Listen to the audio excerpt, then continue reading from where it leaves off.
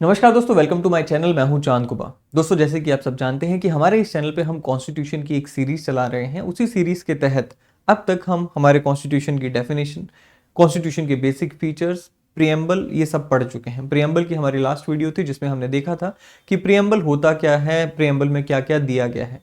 उसी में हमने पढ़ा था कि हमारे प्रियम्बल में एक जो इंग्रेडिएंट है वो ये है कि हमारा प्रियम्बल हमारे संविधान का नेचर बताता है, हमारे इंडियन पॉलिटी का नेचर बताता है। जिसमें हमने पढ़ा था कि प्रियम्बल में लिखा गया है कि हमारा संविधान democratic form of government, Republican form of government, socialist form of government, secular government का जिक्र करता है।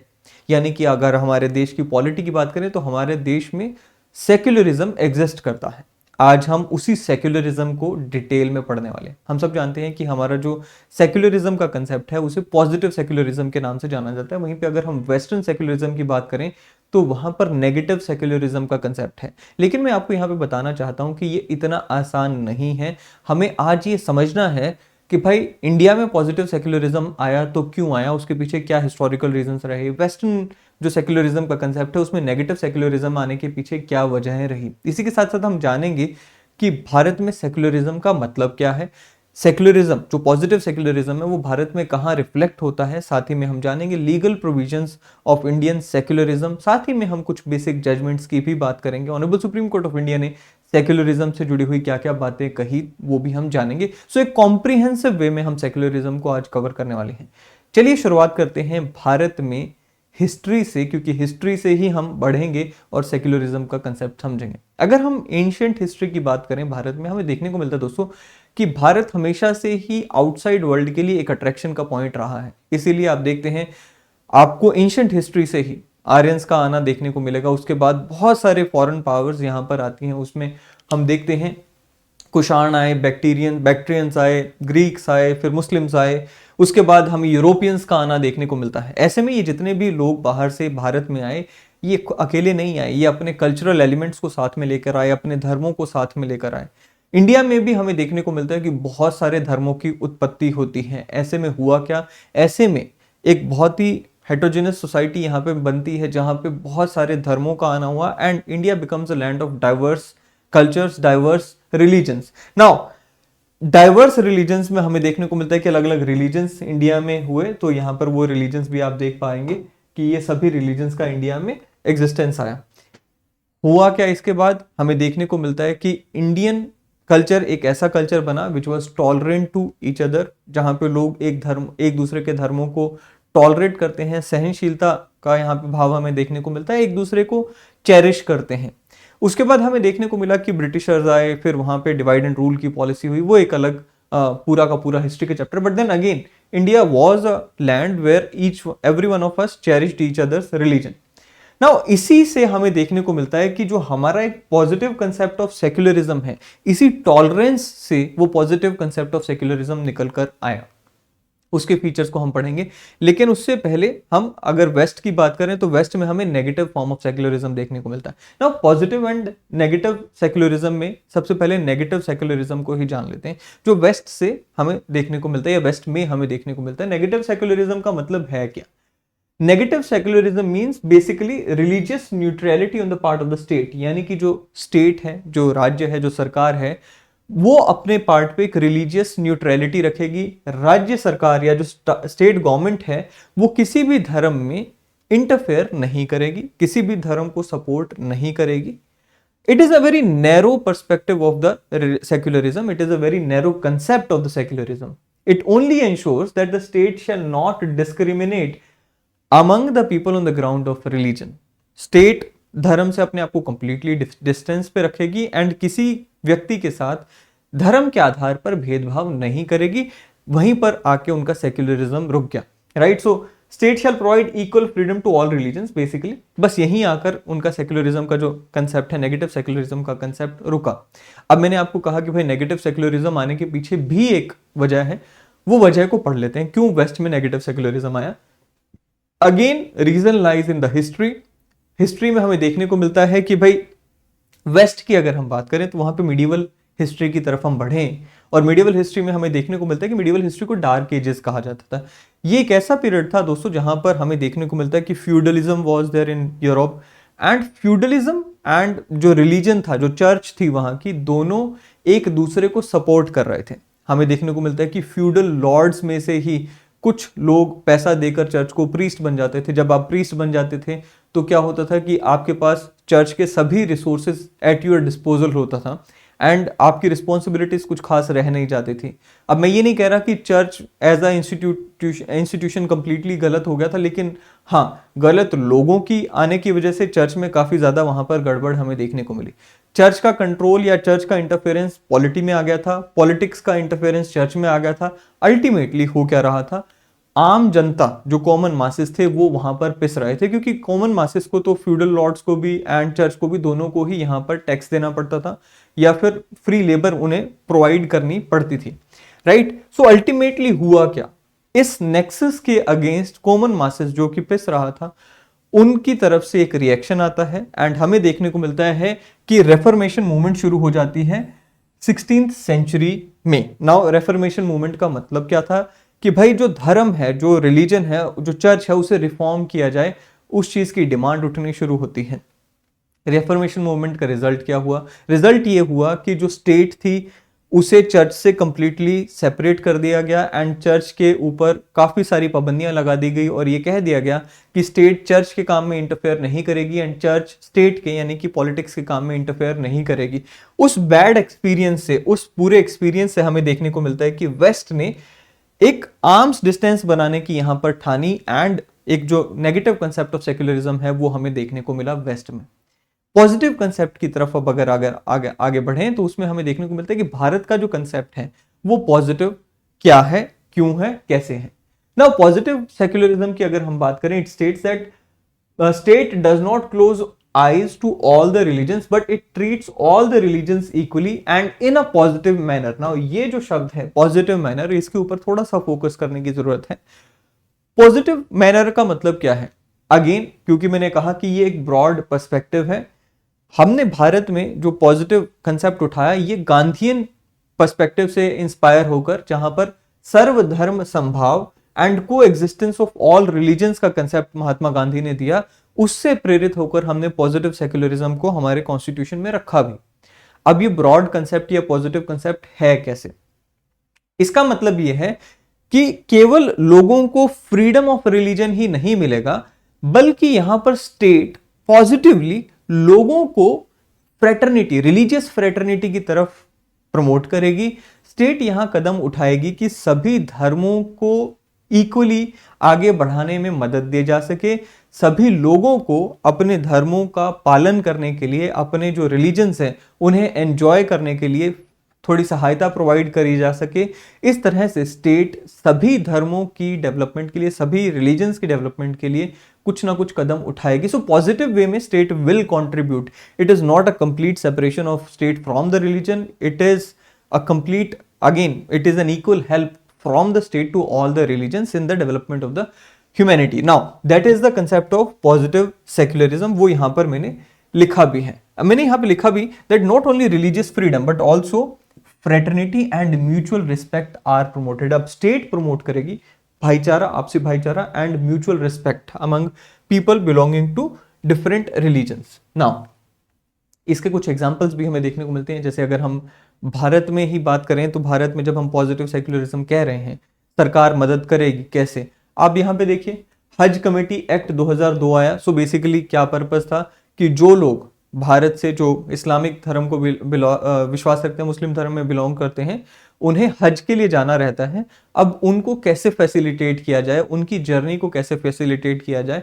सो आप देखेंगे हज कमेटी है, then there are various agencies of the government which are involved in this whole process। आप यहाँ पर मिनिस्ट्री ऑफ सिविल एविएशन की बात करें, मिनिस्ट्री ऑफ माइनॉरिटी अफेयर्स की बात करें, काउंसलेट जनरल ऑफ इंडिया जो कि again they all are involve, जो consulate general of India Saudi Arabia में बैठते हैं, they are also involve in this whole process to facilitate the journey of all the pilgrims those who want to go for hajj. So यहाँ पर state agencies help कर रही हैं। इसी तरह से हमें भारत में प्रसाद स्कीम देखने को मिलती है ना। प्रसाद स्कीम जो है 2014-15 का एक कंसेप्ट है जो कि स्कीम आई, जहां पर इसका जो फुल फॉर्म है basically pilgrimage rejuvenation and spiritual augmentation drive एक ऐसी स्कीम है which focuses on developing and identifying pilgrimage sites across India for enriching the religious tourism experience. तो बेसिकली अगेन जितने भी श्रद्धालु रिलीजियस टूरिज्म के लिए भारत में जाना चाहते हैं उनको कैसे फैसिलिटेट किया जा सके। सो ये दो स्कीम से ही आप अंदाजा लगा सकते हैं कि भारत में किस तरह से स्टेट अपनी भूमिका निभाती है हमें हेल्प करने के लिए टू प्रमोट आवर रिलीजन्स और टू फॉलो आवर रिलीजन्स। तो ये यहां पर हमें पॉजिटिव सेक्युलरिज्म के कुछ एग्जांपल्स देखने को मिले। अब हम बात करते हैं ऑनरेबल सुप्रीम कोर्ट की तरफ से आई एक बहुत ही important judgment S R Bommai versus Union of India 1994 की ये जजमेंट, जिसमें ऑनरेबल सुप्रीम कोर्ट ने सेक्युलरिज्म को बेसिक स्ट्रक्चर तो बताया कि भाई this is part of the basic structure, but then again उसमें और भी बहुत सारी बातें कही सेक्युलरिज्म से जुड़ी हुई जो कि हमें पता होनी चाहिए। चलिए शुरुआत करते हैं, उन दो चार बातों को देख लेते हैं।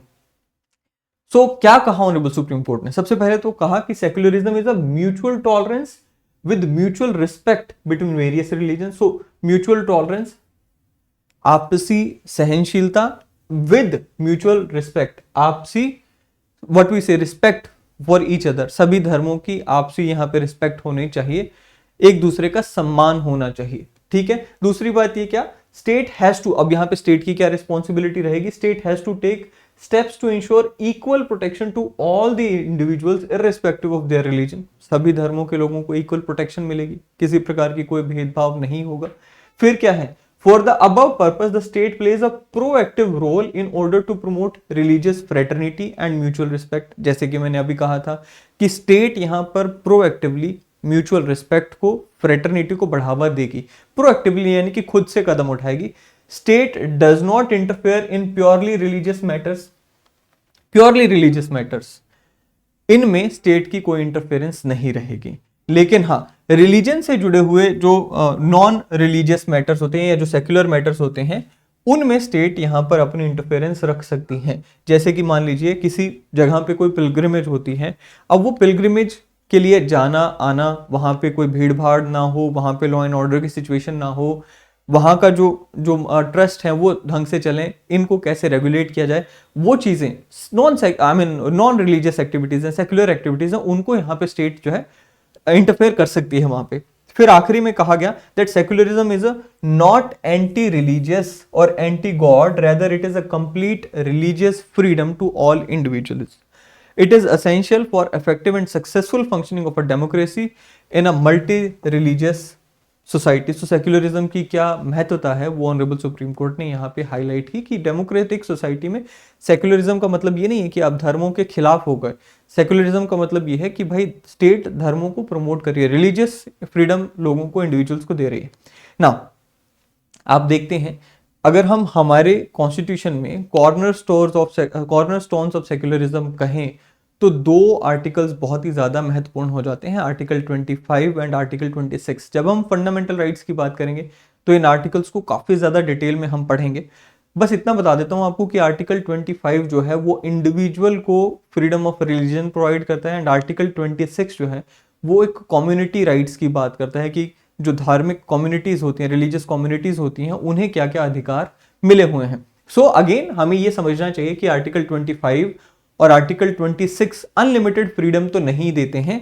Again there are some restrictions imposed even on the religious freedom provided to individuals, right? So जैसे कि अगर हम बात करें आर्टिकल 25 हमें कहता है कि that you have the right to freedom of profession, practice and propagation of your religion, but then again subject to some conditions। आप अपने धर्म को practice, profession, propagate कर सकते हो subject to public order, morality and health and fundamental rights of others। यानी कि आपका धर्म आप practice, profess या propagate करते समय पब्लिक हेल्थ, पब्लिक मोरालिटी या फिर दूसरों के फंडामेंटल राइट्स के साथ छेड़छाड़ नहीं कर सकते हैं।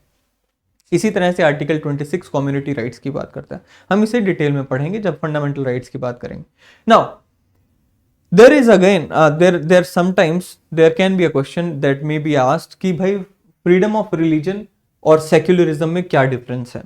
देखिए फ्रीडम ऑफ रिलीजन जो है ना, that is something which is related to an individual, that is related to an individual which is a personal concept। मेरे पास अगर फ्रीडम ऑफ रिलीजन है तो मैं अपने रिलीजन को एंजॉय कर रहा हूँ, प्रैक्टिस कर रहा हूँ, प्रोफेस कर रहा हूँ, राइट। सो उसे प्रोपगेट कर रहा हूं। But when we talk about secularism, अब फ्रीडम ऑफ रिलीजन एक इंडिविजुअल से जुड़ा हुआ कंसेप्ट है। मैं क्या कर रहा हूं खुद के साथ, खुद एंजॉय कर रहा हूं खुद के साथ। सेक्युलरिज्म जो है, मेरा एटीट्यूड दूसरों के रिलीजन्स के प्रति कैसा है, दैट इज सेक्युलरिज्म। तो रिलीजन, अगर फ्रीडम ऑफ रिलीजन की अगर हम बात करें, वो खुद की तरफ होता है, और अगर हम सेक्युलरिज्म की बात करें तो उसकी दिशा दूसरों की तरफ हो गई कि भाई मेरा रवैया दूसरों के रिलीजन के प्रति, दूसरे रिलीजन के लोगों के प्रति कैसा है, वहां पर सेक्युलरिज्म का कंसेप्ट आ जाता है। सो सेक्युलरिज्म, यहां पर वही चीज मैंने लिखी क्या, that freedom of religion is a personal concept to an individual where he is given freedom of conscience and freedom to practice, profess and propagate his own religion. Secularism, on the other hand, means the attitude of an individual towards others. It is his temperament or his attitude towards other religions, and it is highly vulnerable as it will affect others. I mean, secularism जो है, क्योंकि वहां पर हमारा रवैया दूसरों की तरफ कैसे है वो वहां पर आ जाता है। So it becomes important because हमारे सेक्युलर या नॉन सेक्युलर होने से एक्चुअल में दूसरों पे इम्पैक्ट आने वाला है।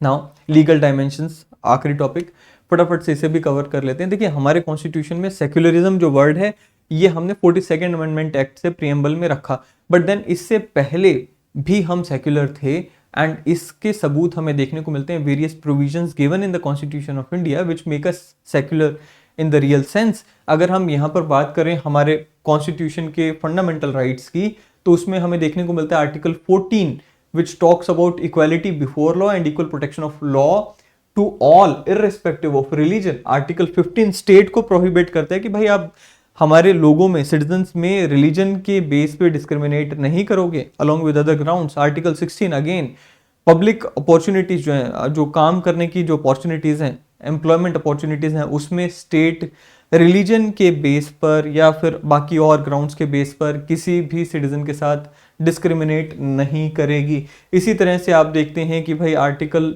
25 हमने पर्सनल रिलीजन की बात की, पर्सनल फ्रीडम टू रिलीजन की बात की। आर्टिकल 26 कम्युनिटी की बात करता है। आर्टिकल 27 जो है क्या कहता है कि भाई किसी एक पर्टिकुलर कम्युनिटी के ऊपर किसी प्रकार का कोई टैक्स नहीं लगाया जाएगा to promote any part of the any religion, any kind of religion. So आपके ऊपर टैक्स नहीं लगाया जा सकता क्योंकि सरकार किसी रिलीजन को प्रमोट करना चाहती है। Article 28 freedom as to attendance at religious instructions and religious worship in certain educational schools. Educational institutions में कहाँ पर आपको धार्मिक चीज़ें पढ़ने के लिए या फिर रिलीजियस इंस्ट्रक्शंस को अटेंड करने के लिए मजबूर किया जा सकता है, कहाँ नहीं किया जा सकता। सरकार के जो फंडेड इंस्टीट्यूशंस होते हैं वहाँ पे किसी प्रकार की कोई भी यहाँ पे मजबूरी आपके ऊपर नहीं होगी कि आप किसी रिलीजियस इंस्ट्रक्शन को अटेंड करें। तो ये सारे के सारे फीचर्स हैं। इसी के साथ साथ हमें article 44 which is a directive principle of state policy, जो कि हमारे पर्सनल लॉज को भी, जो कि again religion to religion vary करते हैं, उन्हें भी यहाँ पर एक समान बनाने की बात करता है। राइट, सो ये सारे के सारे आप फीचर्स देखते हैं जो कि हमारे कॉन्स्टिट्यूशन को यहाँ पर सेक्युलर बनाते हैं। राइट, सो ये था जी concept of secularism. I hope कि आपको ये कंसेप्ट समझ आया होगा, पसंद आया होगा। अगले सेशन में फिर एक बार मुलाकात होगी। Till then thank you and have a great day ahead.